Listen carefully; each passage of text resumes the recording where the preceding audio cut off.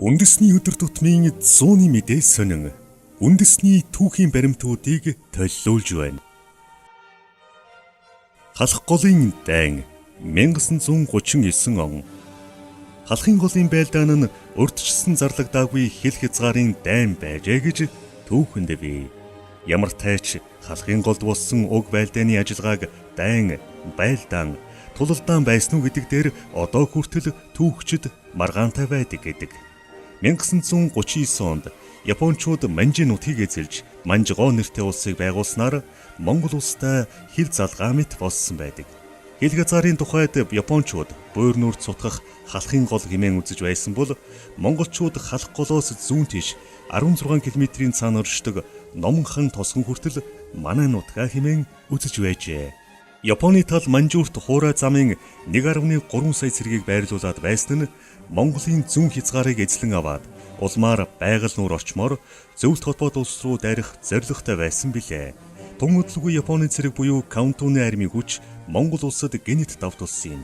Тиймээс улс орны байдал дайны нөхцөлд шилжиж Монгол ардын хосгол цэргийн нэгтгэл ангиудыг хүч, техник хэрэгслээр яаралтай хангах ажилд шилжилээ.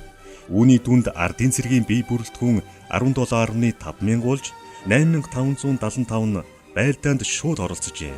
Тэгэхдээ ардын арим хэлийн болон дотоодын цэргийг оруулаад 18 мянган хүн болж хөнгөн танк 10, их буу 40, нисэх онгоц 40 гаруйтай байсны гадна 50-аас 60 хуйхт машинтай байжээ. Ер нь Японы тал 1932 оноос эхлээд тагнуу туршуулын чанартай үйл ажиллагаа явуулж байснаа 1936 оноос сэргээ манай хэлд буюу Улаанбургас, Булан дэрс, Бүр довоо, хайласт манхан чиглэлээр хэлийг зөрчүүлэх болсон байна.